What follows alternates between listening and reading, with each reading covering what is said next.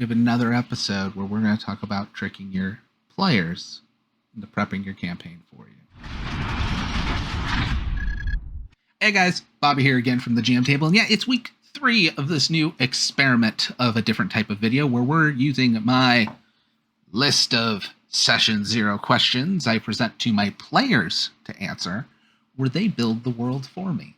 We've already covered the map and the basic map features, as well as adding rumors and facts to the world in week 1. Week 2, we talked about how to get your players involved in making their own fluff for the races, as well as adding what monsters are in the region, what known weaknesses or abilities those monsters have, as well as getting them to start the legwork on writing some villains for your campaign, and how that can help with all their investment and all that stuff. So this week, week 3, because we're just going to go at 3 weeks because this is the end of the month, and I figure we'll just have it go for the rest of October. We're going to get into the more noodly questions. The first one has to do back with the land and the area. It's about government and law and all that stuff, because these are the things that on the local level will come up. If your players are any kind of heroes I've dealt with, they're going to end up on the wrong side of the law, or they're going to be skirting that fine line a lot. So the first question is, what kind of government rules the land?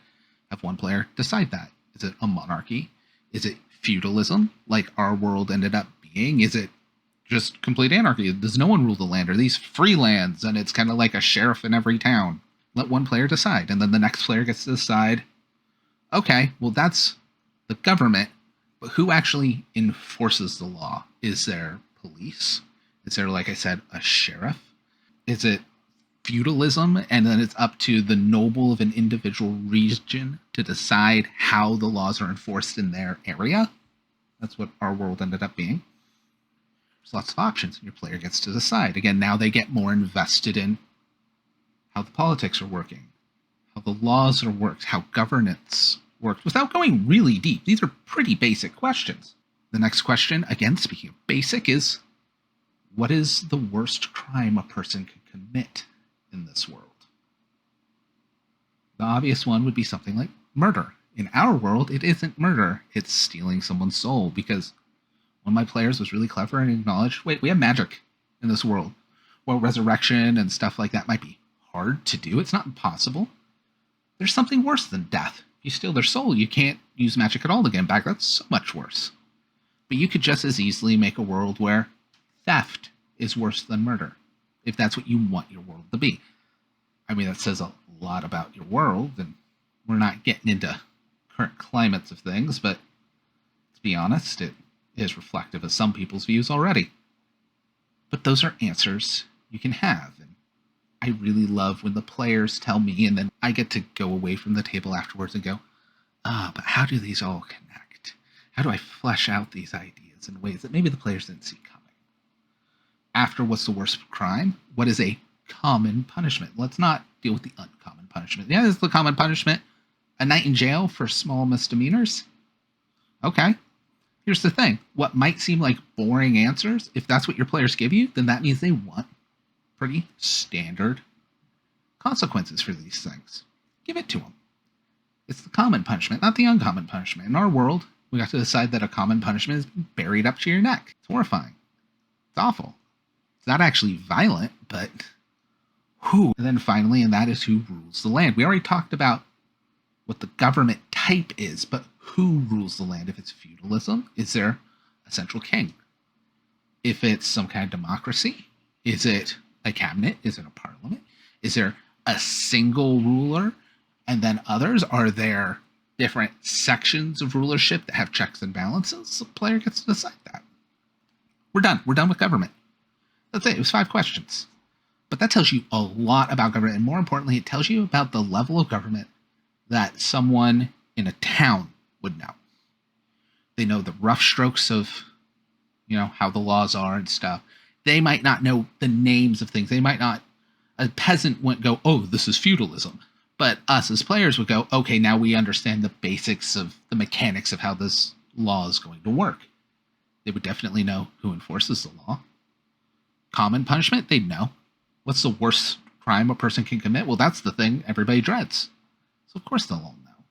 And then who is like the main ruler, even if it's not directly in your area, everybody knows what the president is. And when I say parliament, you get a rough idea, if you're not in a country with parliament, of what parliament is. These are the high level things that, while people might not know all the nuances, what it's called, rough strokes, yeah, people all the way down in the smallest village will have at least some idea. We have it. That's all the politics you need until you decide to make a political game, and we build out from there. We start small and we build out as we need. Right now, we're still in session 0, so it all gets to be small. Now, moving on from that, we still get to cover magic. We get to cover religion. Now, magic, there's a lot of questions here, as well as what I'm just calling the 5-person question. Same question you ask everybody at the table. But the first thing, and probably one of the most important ones when you're dealing with magic, first 2 questions are very important. The first one, how do people view magic? Is it trusted? Is it distrusted? Is it outlawed? All that stuff. And then the second question is, how common is magic? But then we get to go into the little more specific ones of, how do people learn magic? What is the cost of magic? Because in my games, magic always costs something. In D&D, basic D&D, it costs spell slots. A warlock, it might cost favors. But me personally, I'm not running D&D. Nothing against it. I actually enjoy D&D. I still run a 5e game once a month with some other people. But my stream is a different game where anyone can cast magic, but there's costs. And I like even getting into it, especially when you're dealing with custom settings. Even if you're doing D&D and there's spell slots and stuff, still nothing wrong with adding a cost to magic. Your players get to decide what that cost is. I would try to, again, maybe fudge who gets what question, so a caster answers this question, so the fighter doesn't go, haha, I'm going to make something that's going to make all the casters hate me. Because again, if one person doesn't answer, it's actively trying to ruin the fun of everyone else, you call them out on it, just like any other time they do something to try and ruin the fun. That's just managing a table. But what's the cost of magic? And then finally, who is or are the most powerful wielders of magic? Those are 5 base questions. Then you ask everyone for name a magical or supernatural place or realm. And I say place or realm because it could be a mystical place in the material plane. Something like Stonehenge. Or maybe a magical forest that's very close to the Feywild. But the Feywild's a realm.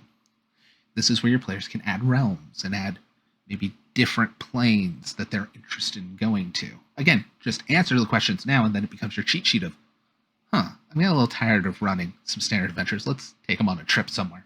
Oh, at least one player was interested in going here. Let's make an adventure about that. Now, with religion, pretty similar questions.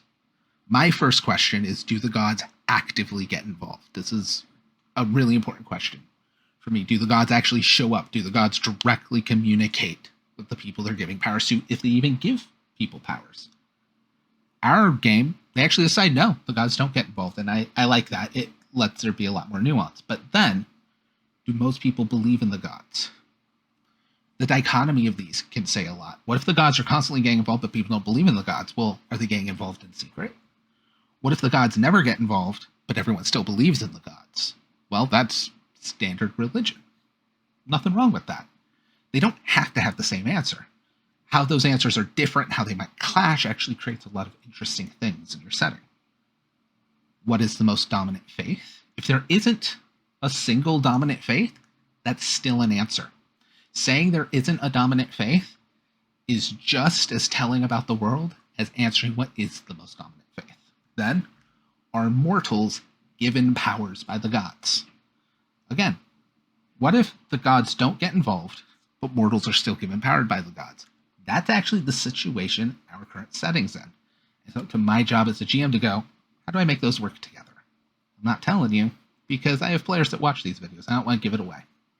So finally, the next one, this is kind of a 5-person question where you go around and you ask everybody the same question, but this, it shifts it a little. They're not the same questions. You ask each of them a god of a domain. So name the trickster god, name the god of knowledge, the god of life, the god of nature, the god of storms, the god of war. That's my list that I have. Honestly, I might have taken that list from Don John. It's a good list. They don't go into super detail with them. If they really get excited and want to, take it, take notes. with that, between 3 videos and a big old list of questions, you should have all the basics you need for having a campaign get off the ground, and you didn't have to make any of it up yourself. Now, again, like with mine, since we had someone who was just straight up a no-show, I answered one question in the cycle as well. However, any of them that would be secret, I didn't tell my player, so I told him I answered, obviously. I was just, I'm answering this, and you don't know the answer yet. Yay! Which is some fun stuff. But if you're interested in seeing or having this list yourself, you can probably dig it up. I did post it on social media in a few places, but the easiest place to find it is on our Patreon, where it is posted for patrons, as well as a whole bunch of early clips and all that stuff. You know, typical, hey, check out our Patreon, help support the channel plug. On top of that, if the stuff we've said about this game sounds interesting to you, it does stream live on Twitch every Saturday at 9 p.m. on our Twitch channel, which is GM Table. You know, as with everything else on this channel. And with that, catch you guys next time.